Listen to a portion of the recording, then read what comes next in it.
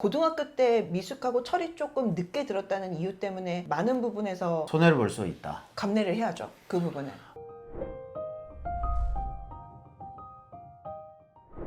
안녕하세요. 대치동 캐슬입니다.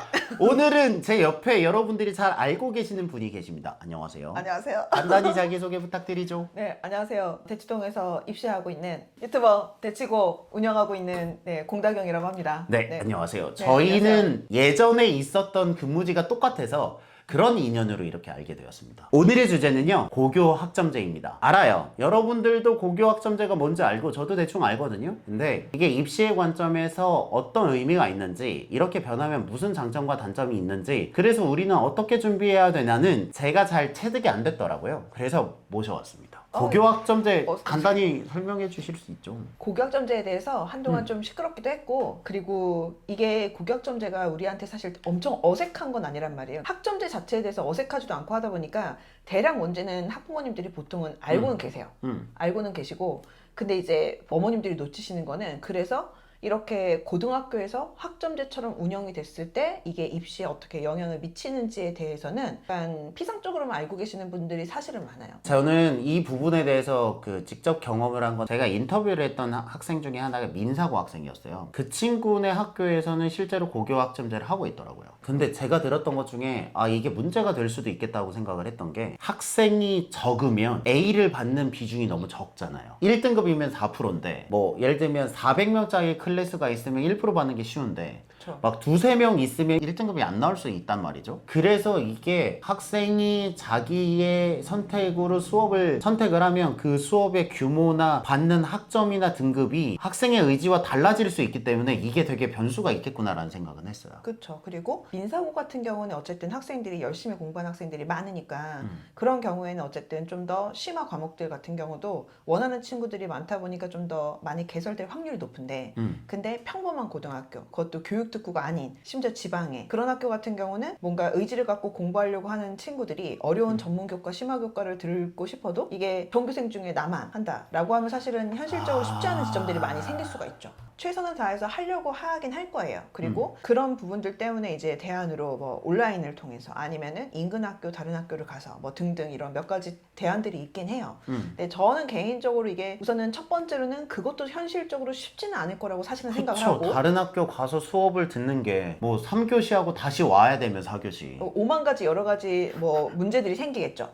그 다음에 두 번째로는 만약에 그런 것들이 된다고 해도 우리 학교에 개설되는 거랑 이게 사실 완전히 같기는 힘들 거예요. 그쵸. 온라인이 오프라인을 완벽하게 100%를 대체할 수는 없잖아요. 지금 현재 현재로서는. 세팅으로는. 네. 그래서 이런 여러 가지 문제들도 사실 있을 수가 있고, 이런 것들이 결국에는 학습 성취 정도에도 영향을 줄 것이고, 그리고 그런 것들이 학교에서 내가 받는 성적들이 결국에는 대입에 영향을 주잖아요. 그쵸. 그런 지점들이랑도 연결이 되고 여러 가지 문제들이 사실은 있을 수는 있죠. 사실 저는 개인적으로 고교학점제에 대해서 좀 비판적인 편이에요. 고교학점제라는 제도 자체가 의의가 나쁘다기보다는 원래 모든 제도들은 사실은 나름의 장점이 당연히 있고, 그 다음에 처음에 취지는 다 좋잖아요.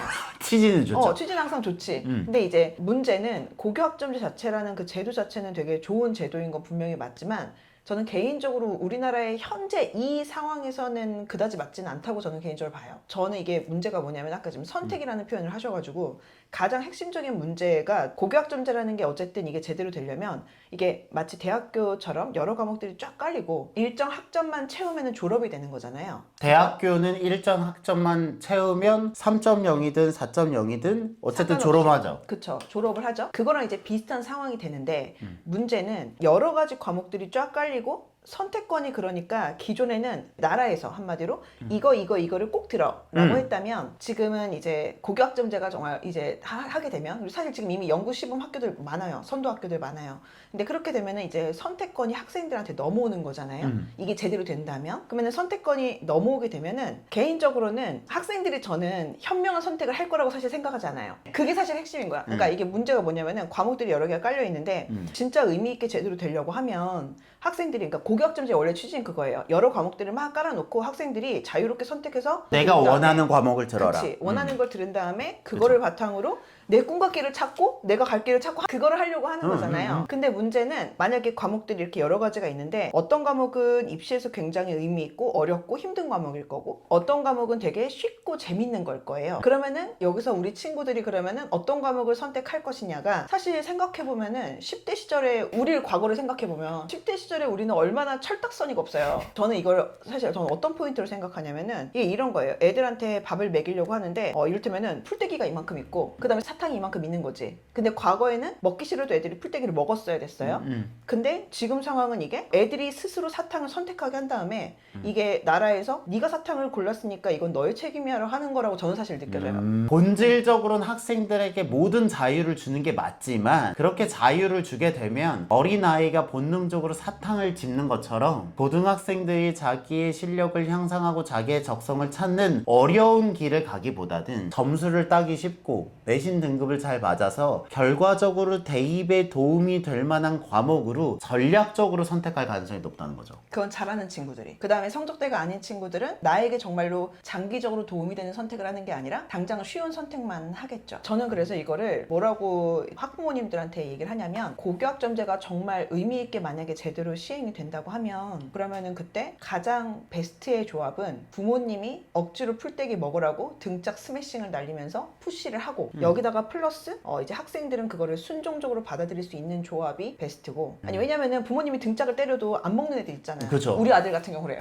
나는 장담하거든. 우리 아들 같은 경우 제가 아무리 등짝 때려가면서 야채 먹으라고 해도 걔는 무슨 수를 써서라도 사탕을 먹으래거든. 근데 이런 애들 정말 많잖아요. 10대 때까지 우리들은 되게 미숙하잖아요. 그러니까 이게 정말로 야채를 많이 먹는 게 내 몸에 좋지만 내 몸에 좋은 선택을 잘 못하는 애들인데 그럼 그걸 선택하는 친구들은 어떤 친구들이냐? 굉장히 일찍 철이 들고 야물딱 찐 극소수. 그런 극소수와 그 다음에 부모님이 엄청나게 푸시를 하면서 그걸 순종적으로 받아들이는 친구들. 이 두 가지 조합 아니면은 사실상 힘들죠. 그래서 고교학점제 자체가 어쨌든 그러니까 여러 과목들 중에 나한테 맞는 과목을 선택하려고 하는 거다 보니까 작년에 이제 2022 개정교육과정 총론이 발표가 됐잖아요. 사실 근데 이거 올해 윤석열 정부에서 본격적으로 이거 좀 뒤집을 수도 있다. 수도 있긴 한데 어쨌든 현재까지 발표를 놓고 현재까지는 그러다 보니까 이 중에서 이제 내가 원하는 과목들을 자유롭게 선택하게 하기 위해서 이거를 총론 발표한 거를 내용을 보면은 각 과목별로 굉장히 이제 과목의 어떤 분류나 아니면은 단순하게 이름부터 시작해서 많은 게 바뀌었어요. 바뀌었는데 그걸 보면 예를 들어서 과학 같은 경우도 이래요. 지금은 이제 바뀐 총론에 의하면 물화생지에다가 선택 과목 같은 경우는 우리가 알고 있는 그 물화생지를 이제 4개잖아요. 네. 4개를 이제 8개로 쪼개놔요. 물을 2개로 쪼개고 화를 2개 이렇게 좀 더 세분화해서 과목을 그쵸. 8개로 뿌린다는 거죠. 그렇게 해서 쪼개놨어. 그러면서 이제 선택지가 학생들한테 이제 가는 거죠. 그리고 그러면 그 중에서 학생들은 내가 이제 좀 공부에 뜻이 있고 뭔가 욕심 있는 친구들은 거기에 맞춰가지고 힘든 과목들을 선택을 할 것이고 근데 이제 문제는 아직 철딱서니가 없는 충분히 역량도 있고 재능도 있고 조금만 지나면 나중에는 철이 들겠지만 지금 당장은 아닌 친구들 같은 경우는 멍청한 선택을 하겠죠. 그리고 이렇게 쪼개져 있다 보니까 어떤 경우는 이럴 수가 있겠죠. 학생들이 이를테면은 이제 물리도 그러니까 2개, 뭐 생물도 2개, 뭐 지학도 2개 이렇게 그쵸. 쪼개져 있다 보니까 그 중에서 좀 더 물화생지를 전체를 배우는 게 아니라 그것들 중에서 이제 일부만 뽑아서 배우겠죠. 그러다 보면은 당연히 이제 대학 들어서 고생 좀 많이 할 걸. 그래서 많이 하겠지. 고생 좀 많이 하겠죠. 그리고 이제 교수님들은 계속 한숨을 쉬겠죠. 실제로 이 말 들으니까 저는 와닿는 게 제가 만났던 교수님들 중에 몇 분이 정말 진심으로 걱정을 하는 게 뭐냐면 고등학교 과정에서 수학이 계속 쉬워지고 있잖아요. 예전이었으면 고등학교에서 다 배우고 올라와 있어야 될 부분들을 예를 들면 이과에서의 기하 벡터라든지 그쵸. 뭐 이런 것들이 뭐 문과에서의 미적이라든지 이런 것들이 좀 빠지잖아요. 그러니까 그 부분을 대학교에서 다 커버하는 게 너무 힘들다. 우리가 대학생을 가르치는 건지 고등학교 4학년을 가르치는 건지 잘 모르겠다라는 말씀 문제 몇 번 많이 했거든요. 되잖아요. 그 교육과정이 이제 2015 개정 교육과정이잖아요. 현재 교육과정 그리고 작년에 이제 발표가 된 현재 초등학생들 뭐 중1 이하 학생들한테 적용이 되는 2022 전에 거가 그래서 이제 나온 게 이제 기하, 미적, 확통 해갖고 쪼개놓고 선택하게 하잖아요. 수능에서 뭐 이걸 학교에서 만약에 이 3개를 다 듣는 친구도 있겠죠. 근데 내신 바짝 공부해갖고 시험 보는 거랑 수능을 위해서 공부하는 건 사실은 다르잖아요. 많이 다르죠. 많이 다르죠. 그러다 보니까 많은 학생들이 미적을 이제 수능 선택한 친구들은 기하를 너무 쉽게 하고 그 다음에 과학 같은 경우도 마찬가지로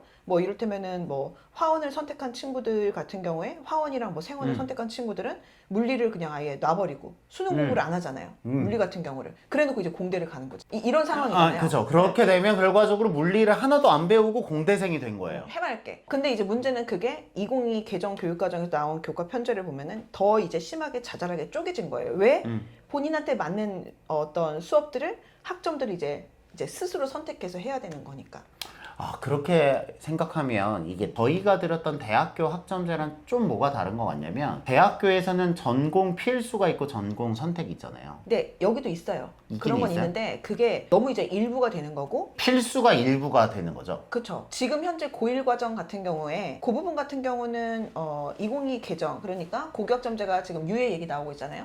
근데 어쨌든 고교학점제가 시행된 다음에 진행이 되는 고1 때도 어느 정도는 이제 공통으로 그래서 잡아는 놨어요. 근데 이거를 잠깐 입시 관점으로 가고 나중에 대학 들어간 다음에 얼마나 쉽게 이제 자기 전공에 적응할 수 있는지에 대한 관점으로 만약에 가게 되면 대학 입장에선 그러면은 고등학교 1학년 과정만이 학생들을 놓고서 상대적으로 누가 더 상대적인 우위인지 혹은 아닌지를 판단할 수가 있는 거예요. 그렇죠. 2학년, 3학년 때는 완전 파편화돼서 자기가 다 알아서 쪼개져 있으니까. 다 쪼개져 그쵸. 있으니까. 그러다 보니까 사실상 1등이고 이 학교에서 누가 탑인지가 되게 이제 모호해지는 거죠. 그렇죠. 고1 과정만이 실질적으로 같이 구분이 되니까, 그리고 학생들이 이제 선택이 이제 쪼개져 있다 보니까 그런 것들을 다 공부하지 않고 본인이 선택한 과목들에 집중을 하겠죠. 그러니까 이제 학생들이 뭐 물리 안 한 상태로 공대 가고 뭐 이런 상황들이 이제 일어날 수 있죠. 그리고 이거 입시 차원에서 보면 어떤 문제가 생기냐면 지금 각 대학들이 교과 전형이라는 걸 뽑잖아요. 그렇죠. 교과에서 성적이 우수한 사람들을 수시로 보는 거죠. 그렇죠. 그리고 그거는 이제 보통 특히 상위권 대학들은 그냥 내신만 보는 게 아니라 학교장 추천 전형으로 이걸 운영을 하는 경우들이 많아요. 왜냐면 다 A거나 다 1등급일 테니까. 그렇죠. 근데 지금까지는 이 학교장 추천 전형을 대학에서 예를 들어서 서울대에서 각 고등학교마다 학교장 추천을 2명을 받잖아요. 네. 그래서 그거를 이제 보통 대부분의 학교는 이과 전교 1등, 문과 전교 1등을 많이 준단 말이에요. 네. 근데 만약에 고1 과정만 공통이고 2, 3이 다 쪼개져 있는 상태야. 그러면 누구를 전교 1등이라고 할 건데? 학교장에서도 한 명을 밀어주기가 애매한 거군요. 애매하죠. 실제로 지금 이미 고교학점제 연구 선도 학교들이 이미 있어요. 그 학교들이 운영하고 있거든. 그럼 그 학교들 가만 보면은 막 정원이 200명, 300명이에요. 근데 고2, 고3까지 합쳐갖고 얘네들이 선택한 과목들의 경우의 수를 따져보니까 이게 100 몇 가지가 막 나와요. A는 우리 경우에서 배운 것처럼 얘는 이거 듣고 이거 듣고 이거 듣고 얘는 요거 듣고 요거 듣고 요거 들으니까 그쵸? 둘을 등수를 비교할 수가 없는 거죠. 비교할 수가 없지. 아니면은 오직 고1 것만 딱 놓고서 비교가 되겠죠. 왜냐면 고1은 공통 과정이 많으니까요. 그리고 다 같이 똑같이 들으니까. 그러니까 비교가 그러니까 되기는 되지만 그럼 대학 입장에서는 학생들의 고1 때 공통 과목의 성적만 갖고 대학생을 뽑기는 너무 리스키한데요. 그렇죠. 왜냐면은 우리가 고2, 고3 때 배우는 과목이 훨씬 더 사실 더 어렵고 어려우니까요. 어렵고 의미가 있으니까 대학 입장에서 선발하는 입장에서 봤을 때 그러면 이제 대학 입장에서는 이렇게 되면은 기존처럼 보기는 힘들겠구나, 학생을 뽑기는 힘들겠구나라는 생각이 들겠죠. 그러겠죠. 그러면은 다른 방안을 찾겠죠. 방법을 찾아야죠. 방법을 찾겠지. 그러면 그 방법이 뭐가 될 것이냐? 그러면 본고사나 면접 빡센 거다. 우선 그걸 제일 먼저 생각할 수 있겠죠. 그렇죠. 그렇기 때문에 이게 학생들이 정신 사실 똑바로 차려야 되는 게, 이것들이 볼 때는 입장이 과목들이 이렇게 쫙 이렇게 펼쳐져 있잖아요. 그럼 그 중에 내가 싫은 과목도 있잖아. 안 느끼는 과목도 있고 결이 안 맞아. 안 하고 싶거든. 결이 안 맞다는 건 어렵다는 얘기죠. 보통은 어렵죠. 네. 안 하고 싶단 말이에요. 빼고 가고 싶어. 근데 문제는 그런 것들이 대학별 고사에는 사실 충분히 나올 수 있잖아요. 왜냐면 고등학교 교과 과정이 있는 거니까. 이거는 뭐 내신이나 아니면 수능 선택 과목은 내가 어떻게든 할 수 있다 치더라도 대학에서 만약에 나온 문제 그거 어떡할 거야? 근데 이거를 너무 학생들이 쉽게 생각해요. 그래서 실제로 지금 대학별 고사라고 할 수 있을 만한 것들이 면접이나 아니면 논술 같은 거 있잖아요. 맞아요. 상위권 학교의 논술 같은 경우는 문제가 많이 어렵고, 그 다음에 학생들이 이를테면 과학 같은 경우에도 투를 요새 많이 학생들이 안 하잖아요. 투나 이런 것들 다 전부 다 고등학교 교과 과정이니까 논술이나 이런 데에서 그 문제들이 그 범위가 나오는 건 전혀 문제가 없어요. 왜냐하면 대학교 입장에서는 너네 고등학교 배웠으니까 이 문제 내는 건 why not 이렇게 될 수 있죠. 근데 이제 그렇게 되니까 이제 학생들 입장에서 내가 이 대학을 쓸 수 있는 점수나 여러 가지 조건이 돼도 내가 만약에 이 학교는 이를테면은 물투에서 나올 수 있는 학교야. 근데 나는 물투를 안 했거든. 아니면 이 학교는 기하에서 문제가 나올 수 있는 학교야. 나는 미적만 팠단 말이에요. 수능 준비를. 그러면 2학기로 원서를 쓰기가 힘들어지는 상황이 생기기도 하죠. 아, 이게 제가 이해한 거는 이렇습니다. 이게 선생님별로 고교 학점제에 대한 찬성과 반대가 있어요. 뭐 찬성하는 분도 있고 반대도 있지만 박영쌤이 말씀하신 걸 제가 이해하면 고등학교 때는 쉽게 배우고 너의 자유를 맡겨라 라고 자유를 맡겨뒀는데 그러면 기준이 모호해지고 그 친구를 선발해야 되는 대학교 입장에서는 기본 실력이 점검이 되어 있고 똑똑한 학생들을 원하니까 이 지표는 평가할 수가 없어요. 그러니까 자기만의 기준을 만들어서 그게 면접이든 논술이든 깔아놓으면 학생들은 편하게 공부를 했는데 막상 본무대 올라가서는 문제 보고 당황할 수 있겠네요. 그쵸. 아니 어쨌든 대학 입장은 대학은 항상 언제나 똑같아요. 똑똑한 친구들 뽑고 싶잖아. 맞아요. 똑똑한 애들을 뽑고 싶다. 똑똑한 친구들 뽑고 싶은데 대다수의 많은 고등학생들은 당장 내신 따기 급급하고 내가 코앞에 선택하는 과목들을 기하하고 싶지 않을 거거든. 문과 친구들도 나 상경계 가고 나 경제학 하고 싶어. 하지만 미적하고 싶진 않을 거란 말이에요. 지금은 나중에 하겠죠. 미래의 나에게 던지는 거죠. 울겠지. 울겠지. 아니면 원서 쓸 때 굉장히 제약이 많아지겠죠. 근데 이게 지금도 그러거든요. 근데 이게 나중에 좀 더 선택지가 쪼개지는 상황에서는 더 심화될 수가 있겠죠. 저는 사실 그래서 이거를 능력주의 사회, 우리나라 되게 심하잖아요. 네. 이 능력주의 사회다 보니까 이 능력주의 사회의 가장 큰 폐단이 능력 갖고 모든 걸 평가하다 보니 사회 시스템이나 이런 부분을 가지고 보기보다는 개인의 능력 때문에 이러한 결과가 나온 거야. 예를 들면 너가 공부를 안 했으니까 너 잘못이야 그치. 라고 책임을 학생한테 미룬다는 거죠. 그쵸. 네가 이 과목 선택한 거잖아. 네가 이 과목 선택하고 열심히 공부 안 한 거잖아가 좀 더 저는 사실 심화된다고 저는 사실 봐요. 그래서 사실 저는 그것 때문에 우리나라 이런 능력주의 정말 학벌주의가 사실 심하잖아요. 이런 우리나라 상황에서 고교 학점제의 원래 목표는 그건 아닌데 결국에는 학생들에게 선택지가 상당히 많이 넘어가면서 우리 미숙한 친구들이 본인한테 어떤 자신의 인생에 현명한 선택을 못하는 친구들이 굉장히 많을 거고 그 친구들은 그러면은 고등학교 때 미숙하고 철이 조금 늦게 들었다는 이유 때문에 많은 부분에서 손해를 볼 수 있다. 감내를 해야죠. 그 부분은.